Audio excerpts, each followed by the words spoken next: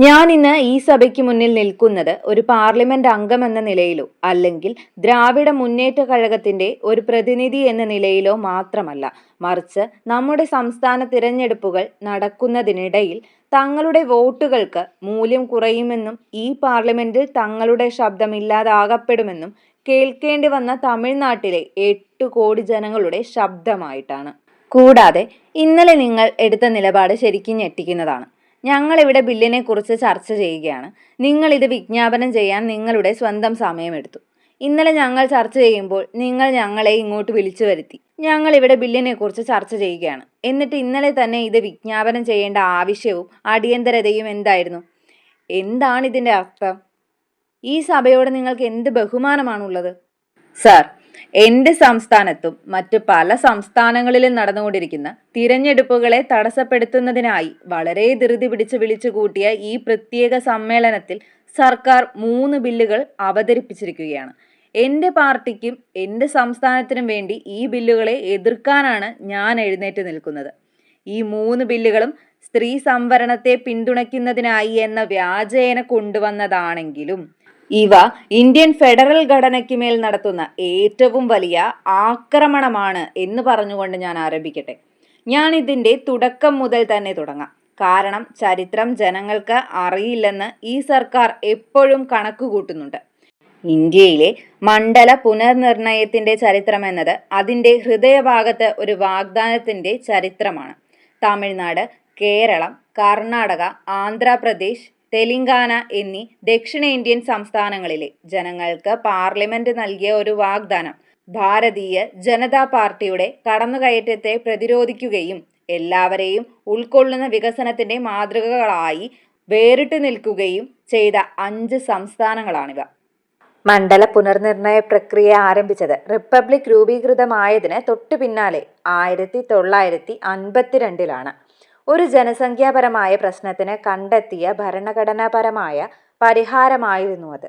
ജനസംഖ്യ വളർച്ചയെ കൃത്യമായ പ്രാതിനിധ്യവുമായി എങ്ങനെ സന്തുലിതമാക്കാം എന്നായിരുന്നു അത്. നമ്മളെല്ലാവരും ആർട്ടിക്കിൾ 82, 170 എന്നിവയിലെ ഭരണഘടനാപരമായ നിർദ്ദേശങ്ങൾ അനുസരിച്ചു.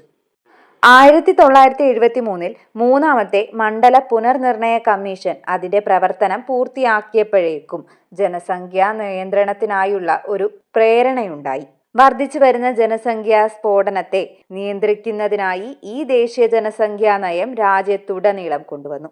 അങ്ങനെ 1976-ൽ മണ്ഡല പുനർനിർണയത്തിന്മേൽ ആദ്യത്തെ മരവിപ്പിക്കലുണ്ടായി. 1971-ലെ സെൻസസിന്റെ അടിസ്ഥാനത്തിൽ 25 വർഷത്തെ കാലയളവിലേക്കാണ് ഇത് നിശ്ചയിച്ചത്. മാഡം ഇന്ദിരാഗാന്ധിയുടെ സർക്കാരാണ് ഈ പ്രശ്നം തിരിച്ചറിഞ്ഞ് ബിൽ കൊണ്ടുവന്നത് എന്നത് നമ്മൾ മറക്കരുത്.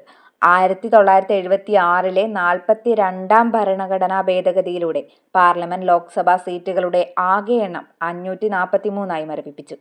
ഈ മരവിപ്പിക്കൽ വെറുമൊരു സാങ്കേതിക വിശദാംശമായിരുന്നില്ല, അതൊരു ഭരണഘടനാപരമായ കരാറായിരുന്നു. ഇന്ത്യയിലെയും ദക്ഷിണേന്ത്യയിലെയും ഓരോ കുടുംബത്തിനും നൽകിയ വാഗ്ദാനമായിരുന്നു.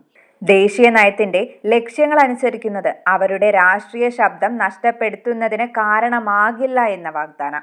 കാലക്രമേണ ദക്ഷിണേന്ത്യ, തമിഴ്നാട്, കേരളം, കർണാടക, ആന്ധ്ര എന്നിവ സ്കൂളുകളിലും ആശുപത്രികളിലും സ്ത്രീകളുടെ ആരോഗ്യത്തിലും നിക്ഷേപം നടത്താൻ തുടങ്ങി. ജനസംഖ്യ നിയന്ത്രിക്കാനുള്ള കേന്ദ്ര സർക്കാരിന്റെ ആവർത്തിച്ചുള്ള ആഹ്വാനം ഞങ്ങൾ അനുസരിച്ചു. ഞങ്ങളത് പാലിച്ചു. ഞങ്ങളുടെ ഫെർട്ടിലിറ്റി നിരക്ക് കുറഞ്ഞു. ഞങ്ങളുടെ കുടുംബങ്ങൾ ചെറുതായി. 2001-ൽ ചില സംസ്ഥാനങ്ങൾ, പ്രത്യേകിച്ച് ദക്ഷിണേന്ത്യൻ സംസ്ഥാനങ്ങളും പഞ്ചാബ് പോലുള്ള മറ്റ് സംസ്ഥാനങ്ങളും ഈ സൂചകങ്ങളിൽ മികച്ച പ്രകടനം കാഴ്ചവെച്ചിട്ടുണ്ടെന്നും മറ്റ് ചില സംസ്ഥാനങ്ങൾക്ക് ഇനിയും മുന്നേറാനുണ്ടെന്നും മനസ്സിലാക്കിക്കൊണ്ട് അന്ന് ദക്ഷിണേന്ത്യയിലെ ജനങ്ങളുടെ ശബ്ദം കേൾക്കുന്ന ഒരു യൂണിയൻ സർക്കാർ ഉണ്ടായിരുന്നു. അതെ, നിങ്ങൾ അർഹിക്കുമ്പോൾ എനിക്ക് നിങ്ങൾക്ക് ക്രെഡിറ്റ് നൽകേണ്ടതുണ്ട്. ഞങ്ങളെ എപ്പോഴും കുറ്റപ്പെടുത്തുന്ന നിങ്ങളെപ്പോലെ അല്ല ഞങ്ങൾ. അഭിനന്ദിക്കേണ്ട ഒന്നുള്ളപ്പോൾ ഞങ്ങൾ എപ്പോഴും അഭിനന്ദിക്കാറുണ്ട്. അങ്ങനെ വാജ്പേയി സർക്കാരിന്റെ കീഴിൽ പാർലമെന്റ് 84ാം ഭേദഗതിയിലൂടെ ഈ മരവിപ്പിക്കൽ 2026-ന് ശേഷമുള്ള ആദ്യത്തെ സെൻസസ് വരെ നീട്ടി. 24 വർഷത്തെ അധിക സംരക്ഷണം കൂടി നൽകി.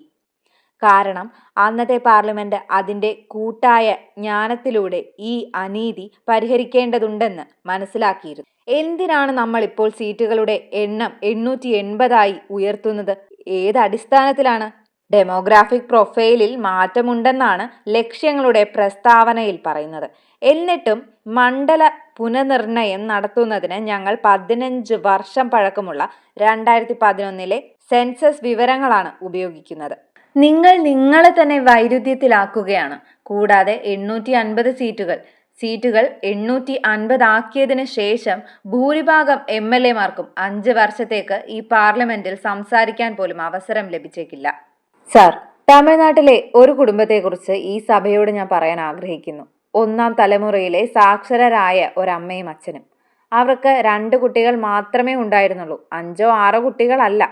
കാരണം അവർ കുടുംബ ആസൂത്രണത്തിൽ വിശ്വസിച്ചിരുന്നു. കാരണം അത് രാജ്യത്തിന് നല്ലതാണെന്ന് സർക്കാർ അവരോട് പറഞ്ഞിരുന്നു. തങ്ങളുടെ കുട്ടികൾക്ക് മികച്ച ഒരു ജീവിതം ഉണ്ടാകണമെന്ന് അവർ ആഗ്രഹിച്ചിരുന്നു. ഇതാണ് തമിഴ്നാടിൻ്റെയും ദക്ഷിണേന്ത്യൻ സംസ്ഥാനങ്ങളുടെയും കഥ. ഇന്ന് തമിഴ്നാടിൻ്റെ ആകെ ഫെർട്ടിലിറ്റി നിരക്ക് 1.6 ഫ്രാൻസിനേക്കാൾ കുറവ്, ഓസ്ട്രേലിയയേക്കാൾ കുറവ്, അമേരിക്കയേക്കാൾ കുറവ്.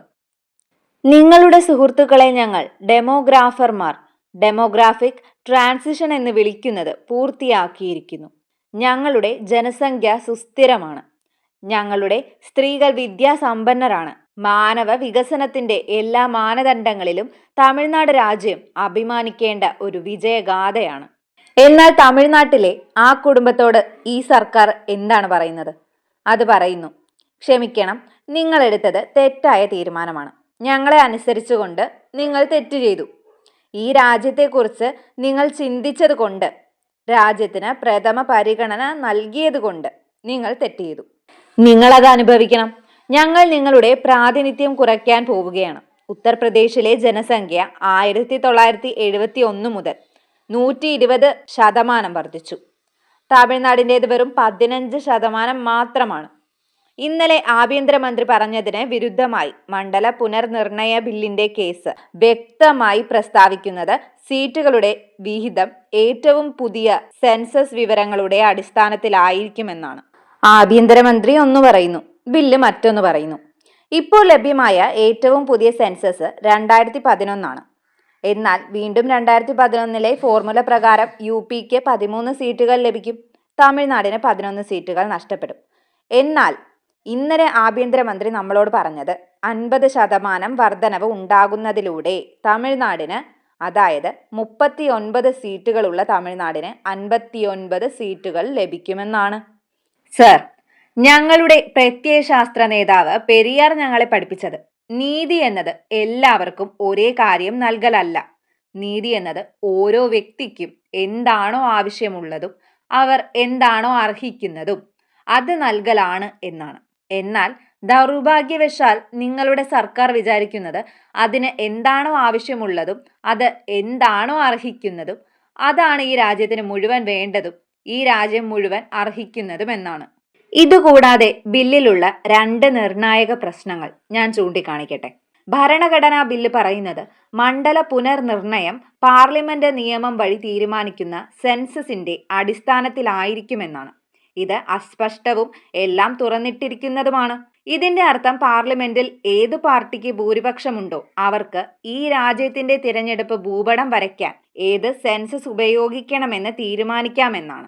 ഇന്ന് നിങ്ങൾ 2011 തിരഞ്ഞെടുത്തേക്കാം, നാളെ നിങ്ങൾക്ക് 2031 തിരഞ്ഞെടുക്കാം, അതിന്റെ പിറ്റേന്ന് അത് 1991 ആകാം. ഇത് ചിന്താശൂന്യതയെയോ അല്ലെങ്കിൽ സ്വന്തം അജണ്ട ഈ രാജ്യത്തിന് മേൽ അടിച്ചേൽപ്പിക്കാൻ ഉറപ്പിച്ച മനസ്സിനെയോ ആണ് കാണിക്കുന്നത്. അത് സത്യമാണ്. രണ്ടാമതായി, മണ്ഡല പുനർനിർണയ കമ്മീഷന്റെ അധ്യക്ഷൻ പൂർണ്ണമായും കേന്ദ്ര സർക്കാർ നിയമിക്കുന്ന ഒരു വിരമിച്ച സുപ്രീം കോടതി ജഡ്ജി ആയിരിക്കും. ഇതിൽ ഇന്ത്യൻ ചീഫ് ജസ്റ്റിസുമായോ ഒരു സംസ്ഥാന സർക്കാരുമായോ യാതൊരു കൂടിയാലോചനയുമില്ല, പാർലമെന്റിന്റെ സ്ഥിരീകരണവുമില്ല. മണ്ഡല പുനർനിർണയ ബില്ലിന്റെ കേസ് 4(5) പ്രകാരം സംസ്ഥാനങ്ങൾക്ക് അസോസിയേറ്റ് അംഗങ്ങൾ എന്ന് വിളിക്കപ്പെടുന്ന 5 MP-മാരെയും 5 MLA-മാരെയും ലഭിക്കും. എന്നാൽ അവർക്ക് വോട്ട് ചെയ്യാൻ അവകാശമില്ല, കമ്മീഷന്റെ തീരുമാനങ്ങളിൽ ഒപ്പിടാൻ അവകാശമില്ല, വശങ്ങളിലിരുന്ന് നോക്കിക്കാണുകയല്ലാതെ അവർക്ക് മറ്റൊന്നും ചെയ്യാൻ അനുവാദമില്ല. ആഭ്യന്തരമന്ത്രി സംസ്ഥാനങ്ങളിലുടനീളം 50% വർധനവ് ഉണ്ടാകുമെന്ന് പറഞ്ഞു. മണ്ഡല പുനർനിർണയ കമ്മീഷൻ ആഭ്യന്തരമന്ത്രിയുടെ നിർദ്ദേശത്തോട് യോജിച്ചില്ലെങ്കിൽ എന്ത് സംഭവിക്കുമെന്ന് എനിക്കറിയണം. നിങ്ങൾ സാധാരണ ചെയ്യാറുള്ളതുപോലെ മണ്ഡല പുനർനിർണയ കമ്മീഷനെയും ബുൾഡോസർ കയറ്റി തകർക്കാൻ പോവുകയാണോ? അതോ സർക്കാർ കമ്മീഷന്റെ ഉത്തരവുകളെ ചോദ്യം ചെയ്യുമോ? കാരണം മണ്ഡല പുനർനിർണയ ബിൽ 2026 കേസ് 10 പറയുന്നത് കമ്മീഷൻ ഉത്തരവുകൾ പ്രസിദ്ധീകരിച്ചതിന് ശേഷം ഈ ഉത്തരവുകളെ ഒരു കോടതിയിലും ചോദ്യം ചെയ്യാൻ കഴിയില്ലെന്നാണ്. അത്തരം ഒരു സാഹചര്യത്തിൽ ന്യായമായ മണ്ഡല പുനർനിർണയം തേടി ഞങ്ങൾ എവിടെ പോകും? ഞങ്ങളുടെ ഗ്യാരണ്ടി എവിടെയാണ്?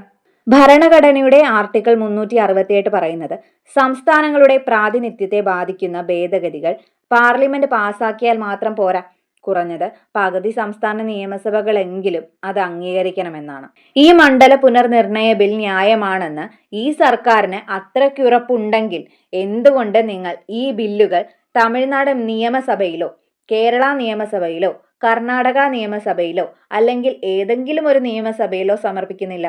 സർക്കാരിന് സഹകരണ ഫെഡറലിസത്തിൽ യാഥാർത്ഥ്യത്തിൽ വിശ്വാസമുണ്ടെങ്കിൽ വിശ്വസ്ത വേദികളിൽ അവർ 1000 തവണ ഉപയോഗിച്ച മുദ്രാവാക്യമാണിത്.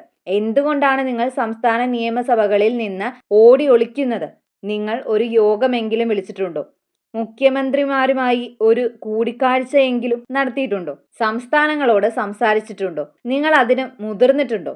സർക്കാർ 2023 സെപ്റ്റംബറിൽ വലിയ ജനശ്രദ്ധയോടെ സ്ത്രീ സംവരണ ബില്ല് പാസാക്കി. പ്രധാനമന്ത്രി അതിനെ സിവിലൈസേഷണൽ കമ്മിറ്റ്മെന്റ് എന്ന് വിളിച്ചു. എന്നാൽ അവർ ഈ നിയമത്തിൽ തന്നെ ഒരു നിബന്ധന വെച്ചു. സ്ത്രീ സംവരണം നടപ്പിലാക്കണമെങ്കിൽ അത് 2021 സെൻസസിന് ശേഷമേ നടക്കൂ. ആ സെൻസസ് ആകട്ടെ അടുത്ത വർഷം വരെ നടക്കാൻ നിശ്ചയിച്ചിട്ടില്ല. എപ്പോഴാണ് 2021 സെൻസസ് നടക്കേണ്ടിയിരുന്നത്? 2021. എന്നാൽ എന്താണ് സംഭവിച്ചത്? കോവിഡ് കാരണം സെൻസസ് മാറ്റിവെക്കേണ്ടി വന്നു എന്ന് നിങ്ങൾ പറഞ്ഞു. പിന്നീട് പ്രവർത്തനപരമായ കാരണങ്ങളാൽ സെൻസസ് നടത്താൻ കഴിഞ്ഞില്ലെന്ന് പറഞ്ഞു. തുടർന്ന് അതിനെക്കുറിച്ച് സംസാരിക്കാതിരുന്നുകൊണ്ട് മാത്രം നിങ്ങൾ സെൻസസ് നടത്തിയില്ല. അങ്ങനെ ലോകത്തിലെ ഏറ്റവും വലിയ ജനാധിപത്യ രാജ്യത്തിന്, ആധുനിക സെൻസസ് കണ്ടുപിടിച്ച രാജ്യത്തിന് സ്വന്തം രാജ്യത്തെ സെൻസസ് നടത്താൻ കഴിഞ്ഞില്ല. ഇപ്പോൾ രാഷ്ട്രീയമായി സൗകര്യപ്രദമായപ്പോൾ ഇന്ത്യൻ ജനാധിപത്യത്തിന്റെ ഭൂപടം മാറ്റിവരയ്ക്കാൻ അവർ 2011 സെൻസസ് ഉപയോഗിക്കാൻ ആഗ്രഹിക്കുന്നു. അവർ സെൻസസ് മാറ്റിവെച്ചു. ഇപ്പോൾ പഴയ സെൻസസ് ഉപയോഗിച്ച് അവർക്ക് തന്നെ പ്രതിഫലം നൽകുന്നു. സർ, സ്വന്തം പരാജയത്തെ ഒരു രാഷ്ട്രീയ നേട്ടമാക്കി മാറ്റാൻ കഴിയുന്ന ഒരേയൊരു സർക്കാർ നിങ്ങളുടേതാണ്. ഞാൻ അതിനെ ശരിക്കും അത്ഭുതത്തോടെ നോക്കുന്നു. 5 സംസ്ഥാനങ്ങളിലെ തിരഞ്ഞെടുപ്പിനിടയിലാണ് ഈ പ്രത്യേക സമ്മേളനം വിളിച്ചുകൂട്ടിയിരിക്കുന്നത്. അതിന്റെ സമയത്തെക്കുറിച്ച് പറയുകയാണെങ്കിൽ, കാരണം രാഷ്ട്രീയത്തിൽ സമയമാണല്ല. ഈ ബില്ലിന്റെ സമയം അത്രത്തോളം നഗ്നമായ രാഷ്ട്രീയ ലക്ഷ്യത്തോടെയാണുള്ളത്. അതിന്റെ ധീരതയിൽ ഞാൻ ഏതാണ്ട് അത്ഭുതപ്പെട്ടു പോവുകയാണ്. തിരഞ്ഞെടുപ്പിന് ശേഷം ഈ സമ്മേളനം നടത്താൻ പ്രതിപക്ഷം മുഴുവൻ നിങ്ങളോട് ആവശ്യപ്പെട്ടു. നിങ്ങളത് അവഗണിച്ചു. ഇന്നലെ നിങ്ങൾ ഞങ്ങളോട് പറഞ്ഞത് സ്ത്രീകൾക്ക് അവരുടെ അവകാശങ്ങൾ നൽകുന്നതും ഈ ബില്ലുകൾ കൊണ്ടുവരുന്നതും അങ്ങേയറ്റം അടിയന്തര പ്രാധാന്യമുള്ളതാണെന്നാണ്. നിങ്ങൾക്ക് 2 ആഴ്ച പോലും കാത്തിരിക്കാൻ കഴിയില്ലത്രേ. എന്നാൽ നിങ്ങൾ 2014 അധികാരത്തിൽ വന്നത്. പ്രതിപക്ഷം മുഴുവൻ നിങ്ങളോട് സ്ത്രീ സംവരണ ബില്ല് കൊണ്ടുവരാൻ അഭ്യർത്ഥിക്കുകയായിരുന്നു. പ്രതിപക്ഷത്തെ എല്ലാ നേതാക്കളും നിങ്ങൾക്ക് കത്തെഴുതിയിട്ടുണ്ട്. ഞങ്ങളുടെ നേതാവ്, ഞങ്ങളുടെ മുഖ്യമന്ത്രി MK സ്റ്റാലിൻ പ്രധാനമന്ത്രിക്ക് കത്തെഴുതി ബില്ല് പാസ്സാക്കണമെന്ന് ആവശ്യപ്പെട്ടിരുന്നു. DMK വനിതാ വിഭാഗം ഡൽഹിയിൽ ബില്ല് പാസ്സാക്കണമെന്നാവശ്യപ്പെട്ട് റാലി നടത്തി. ഞങ്ങൾ പാർലമെന്റിൽ ആയിരക്കണക്കിന് തവണ ഈ പ്രശ്നം ഉന്നയിച്ചിട്ടുണ്ട്. എന്നാൽ ഒരു പതിറ്റാണ്ടിലേറെയായി നിങ്ങൾക്ക് ഇതിന്റെ അടിയന്തരത കാണാനോ മനസ്സിലാക്കാനോ കഴിഞ്ഞില്ല. എന്നാൽ ഇന്ന് നിങ്ങൾക്ക് 2 ആഴ്ച പോലും കാത്തിരിക്കാൻ കഴിയില്ല. കൂടാതെ നിങ്ങൾ സ്ത്രീകളുടെ അവകാശങ്ങളിൽ താൽപര്യപ്പെടുന്നു എന്ന് ഞങ്ങൾ വിശ്വസിക്കണമെന്നാണ് നിങ്ങൾ ആവശ്യപ്പെടുന്നത്. സർ, ഇതൊരു ഭരണഘടനാ പരിഷ്കരണമല്ലേ നിങ്ങൾ സംസാരിക്കുന്നത്? ഇത് ഈ സംസ്ഥാനങ്ങളിൽ തോൽക്കാൻ പോകുന്ന BJPയുടെ ഒരു തിരഞ്ഞെടുപ്പ് രക്ഷാതന്ത്രം മാത്രമാണ്. കാരണം മിക്ക സംസ്ഥാനങ്ങളിലും നിങ്ങൾ നന്നായി പ്രവർത്തിക്കാൻ പോകുന്നില്ല. 2023 106 ഭരണഘടനാ ഭേദഗതി നിയമത്തെ, അതായത് സ്ത്രീ സംവരണ നിയമത്തെ ഇവിടെയുള്ള ഭൂരിഭാഗം പ്രതിപക്ഷ പാർട്ടികളും സ്വാഗതം ചെയ്തു. DMKയും അതിനെ സ്വാഗതം ചെയ്തു. എന്നാൽ ഞങ്ങൾ അന്നും പറഞ്ഞു, ഇന്നും പറയുന്നു, സ്ത്രീ സംവരണ ബില്ലിനെ മണ്ഡല പുനർനിർണയവുമായി ബന്ധിപ്പിക്കുന്നത് ഒരു കെണിയാണ്.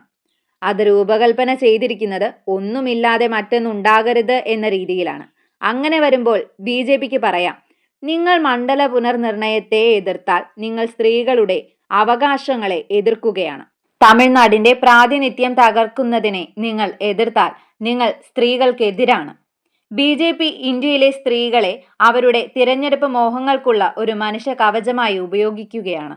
ഇന്ത്യയിൽ ഏറ്റവും ഉയർന്ന സാക്ഷരതാ നിരക്കുള്ള രാജ്യത്ത് ഏറ്റവും കൂടുതൽ വനിതാ തൊഴിൽ പങ്കാളിത്തമുള്ള കോർപ്പറേഷൻ കൗൺസിലുകളിലും സംസ്ഥാന അസംബ്ലികളിലും പോരാടി വിജയിച്ച തമിഴ്നാട്ടിലെ സ്ത്രീകൾ തങ്ങളുടെ ലക്ഷ്യം അട്ടിമറിക്കാൻ അനുവദിക്കില്ല.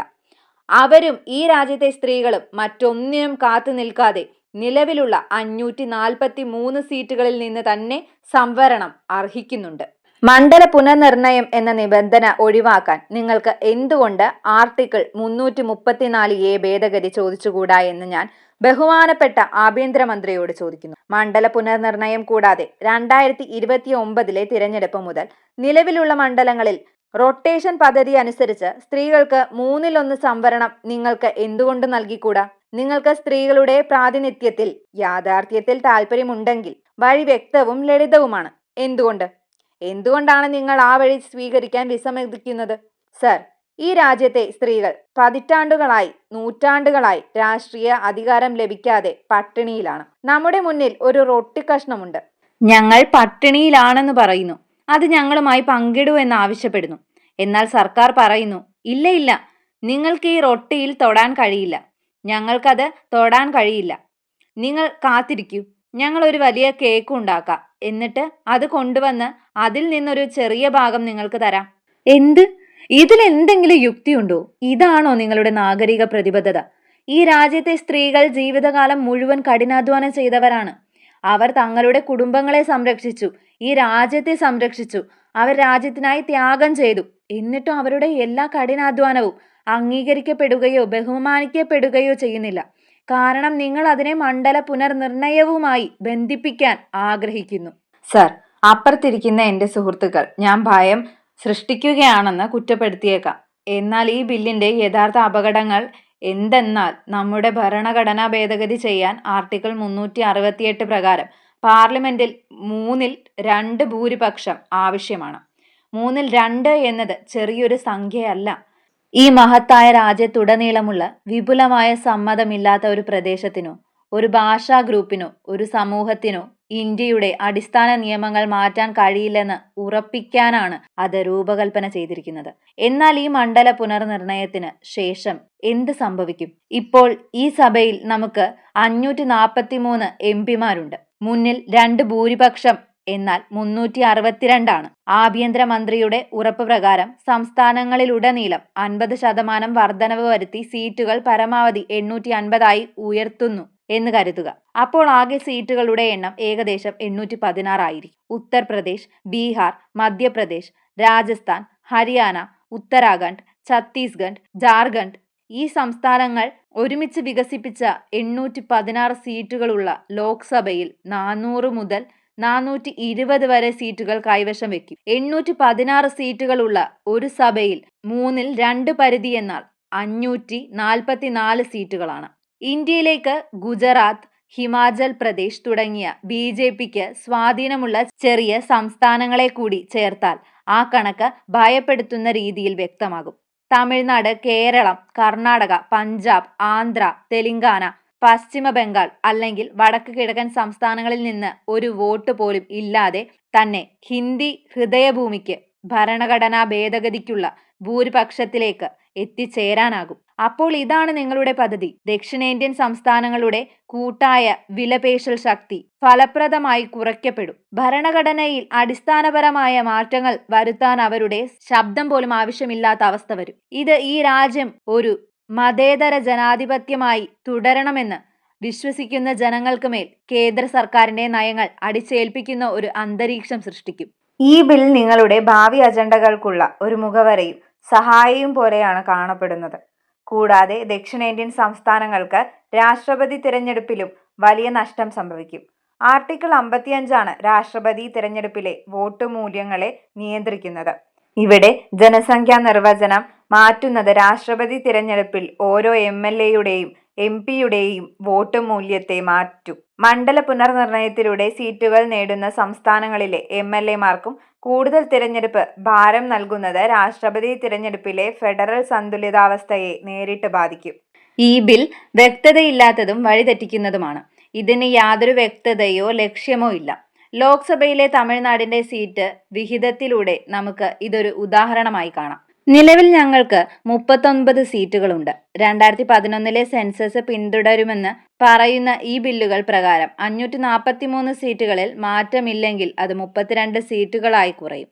ഇന്നലെ ആഭ്യന്തരമന്ത്രി പറഞ്ഞതുപോലെ പരമാവധി സീറ്റുകൾ 850 ഉയർത്തിയാൽ തമിഴ്നാടിന് 48 സീറ്റുകൾ ലഭിക്കും. എന്നാൽ ആഭ്യന്തരമന്ത്രി പറയുന്നത് പോലെ സംസ്ഥാനങ്ങളിലുടനീളം 50% സീറ്റുകൾ വർദ്ധിച്ചാൽ അതിന് ഏകദേശം 59 സീറ്റുകൾ ലഭിക്കും.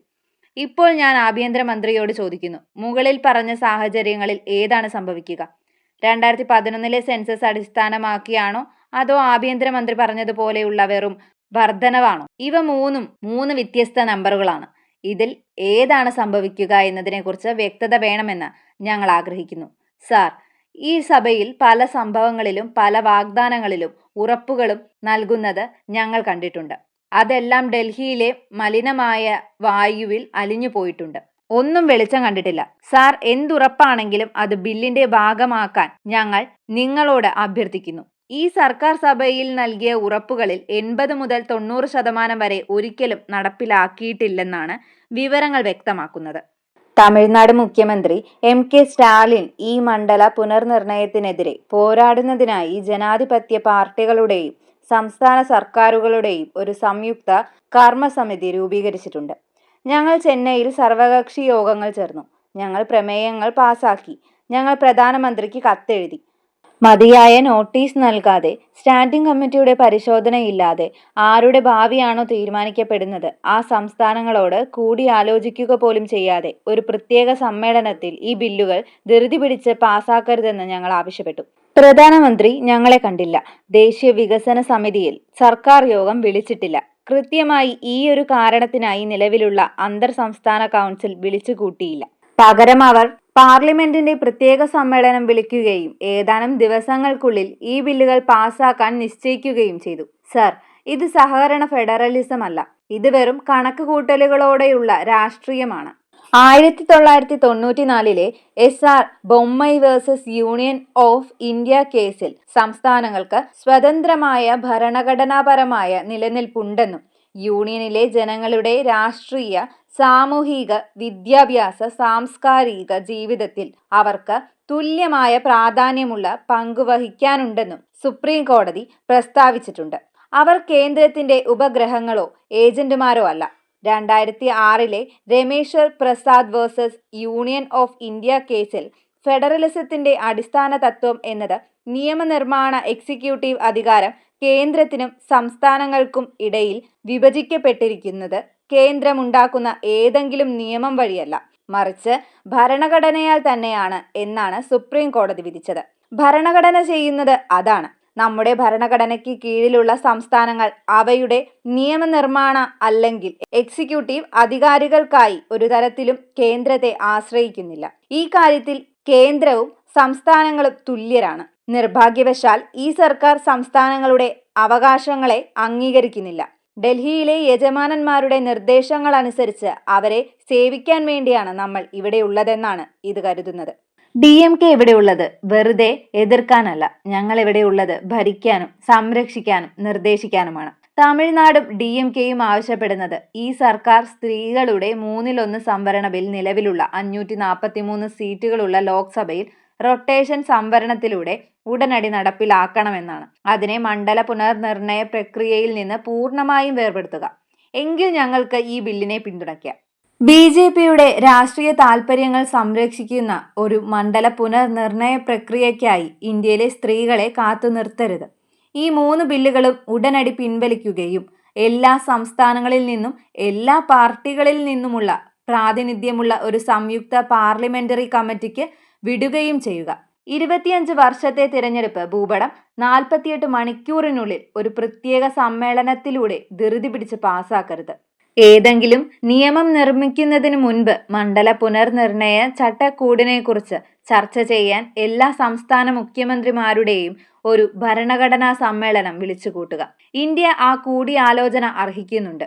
ഞങ്ങളുടെ മുഖ്യമന്ത്രിയും ഞങ്ങളുടെ പാർട്ടി പ്രസിഡന്റുമായ നേതാവ് ഇന്നലെ തമിഴ്നാട്ടിലെ ജനങ്ങൾക്ക് ഉറപ്പു നൽകിയിട്ടുണ്ട്. അദ്ദേഹത്തിന്റെ കാവലിൽ ഒരു സ്ട്രീറ്റ് പോലും നഷ്ടപ്പെടില്ലെന്ന്. ഇന്നലെ DMKയുടെ ഫ്ലോർ ലീഡർ പാർലമെന്റിൽ ഞങ്ങളുടെ നേതാവ് MK സ്റ്റാലിൻ കരിങ്കൊടി ഉയർത്തിയ കാര്യം പരാമർശിച്ചപ്പോൾ കരിങ്കൊടിയോ നീലക്കൊടിയോ ഒന്നും ഒരു പ്രശ്നമല്ലെന്ന് പറഞ്ഞുകൊണ്ട് നിങ്ങൾ അതിനെ തള്ളിക്കളഞ്ഞു. നിങ്ങൾ അത് അനായാസം തള്ളിപ്പറഞ്ഞു. കരിങ്കൊടി എന്നത് പ്രതിഷേധത്തിന്റെ പ്രതീകമാണ്, ഒരടയാളം. അതെ, ഞങ്ങൾ എഴുന്നേറ്റ് നിന്ന് പോരാടുമെന്നും ഞങ്ങൾ കീഴടങ്ങില്ലെന്നും പറയാനുള്ള ഒരു അടയാളം. നീലക്കൊടി എന്നത് ഡോക്ടർ ബാബാ സാഹിബ് അംബേദ്കർ തന്റെ പാർട്ടി പതാകയ്ക്കായി തിരഞ്ഞെടുത്ത നിറമാണെന്ന് ഞാൻ നിങ്ങളെ ഓർമ്മിപ്പിക്കാൻ ആഗ്രഹിക്കുന്നു. വിദ്യാഭ്യാസം നേടാനും പ്രക്ഷോഭം നടത്താനും സംഘടിപ്പിക്കാനും നമ്മളെ പഠിപ്പിച്ച മനുഷ്യൻ തിരഞ്ഞെടുത്ത അതേ നീല നിറത്തെയാണ് നിങ്ങൾ തള്ളിക്കളയുന്നത്. ഭരണഘടന എഴുതിയ മനുഷ്യൻ തന്റെ പതാകയ്ക്കായി തിരഞ്ഞെടുത്ത നിറം നിങ്ങൾ തകർക്കാൻ ശ്രമിക്കുന്നത് ഞങ്ങളിവിടെ സംരക്ഷിക്കാൻ ശ്രമിക്കുന്നതുമായ അതേ ഭരണഘടന. സർ, ഇന്നലെ പ്രധാനമന്ത്രി ഞങ്ങളെ കറുത്ത വസ്ത്രത്തിൽ കണ്ടപ്പോൾ ഒരു കറുത്ത പൊട്ടിനെ കുറിച്ചാണ് അദ്ദേഹത്തിന് ഓർമ്മ വന്നതെന്ന് പറഞ്ഞു. എ ബ്ലാക്ക് ഡോട്ട്, ടിക്ക എന്നാണ് പരാമർശിച്ചത്. അതെ, അത് തിന്മകളെ അകറ്റാനുള്ളതാണത്രേ. ദൃഷ്ടിദോഷം അഥവാ ഈവിൽ ഐ. ദൃഷ്ടിദോഷമോ തിന്മകളോ എന്തും ആവട്ടെ, ഞാനൊരു കാര്യം പറയാം സർ. ഹിന്ദുത്വം സംരക്ഷിക്കാൻ ഇവിടെയുള്ള ആളുകൾക്ക് കറുത്ത വസ്ത്രം ധരിക്കുന്ന അഹംഭാവവും അഹങ്കാരവും അജ്ഞതയും അകറ്റാനുള്ള സ്ത്രീ ശക്തിയുടെ പ്രതീകമായ കാളീദേവിയെ ഓർമ്മ വന്നില്ല എന്നത് എന്നെ അത്ഭുതപ്പെടുത്തുന്നു. പ്രതിഷേധിക്കാൻ ഞങ്ങൾ തിരഞ്ഞെടുത്ത അതേ കറുപ്പ് നിറം പെരിയാറിന്റെ നിറമാണ്. ഞങ്ങളുടെ ഭൗതിക നേതാവ്, അദ്ദേഹം ഞങ്ങളെ ആത്മാഭിമാനം പഠിപ്പിച്ചു. ഒരിക്കലും തല കുനിക്കരുതെന്ന് അദ്ദേഹം ഞങ്ങളെ പഠിപ്പിച്ചു. അവസാനം വരെ പോരാടാൻ അദ്ദേഹം ഞങ്ങളെ പഠിപ്പിച്ചു. ഞങ്ങൾ അവസാനം വരെ പോരാടുക തന്നെ ചെയ്യും. സംസ്ഥാനങ്ങൾ എന്നത് ഒരു ഏകീകൃത ഭരണകൂടത്തിന്റെ ഭാഗമല്ല, മറിച്ച് ഒരു ഫെഡറേഷന്റെ തുല്യ പങ്കാളികളാണ് എന്ന് പറഞ്ഞ ഞങ്ങളുടെ നേതാവ് പരേതനായ കലേജർ കരുണാനിധിയുടെ നാമത്തിലും ഈ നിമിഷം ചിന്തയാണ് ആവശ്യപ്പെടുന്നത്, എടുത്തുചാട്ടമല്ല. ചർച്ചയാണ് വേണ്ടത്, ധൃതിയല്ല. ഭരണഘടന ഒരു വിശ്വാസത്തിന്റെ പ്രമാണമായി നിലനിൽക്കണമെങ്കിൽ അതിന്റെ ഭേദഗതികൾ തത്വങ്ങളാൽ നയിക്കപ്പെടുന്നതും നീതിയിലും ആത്മനിയന്ത്രണത്തിലും റിപ്പബ്ലിക്കിന്റെ അഖണ്ഡതയോടുള്ള വിശ്വാസത്തിലും അധിഷ്ഠിതവുമായിരിക്കണം എന്ന് ഇന്നത്തെ ലേഖനത്തിൽ പോലും വ്യക്തമാക്കിയ ഞങ്ങളുടെ മുഖ്യമന്ത്രി MK സ്റ്റാലിന്റെ നാമത്തിലും ഞാൻ ഈ ബില്ലുകളെ എതിർക്കുന്നു. ഈ ബിൽ പിൻവലിക്കണമെന്നും കൂടുതൽ കൂടിയാലോചനകൾക്കായി കുറഞ്ഞത് 3 മാസത്തേക്കെങ്കിലും ഒരു പുതിയ ബിൽ പൊതുസമക്ഷം വെക്കണമെന്നും അദ്ദേഹം ആവശ്യപ്പെടുന്നു. നന്ദി.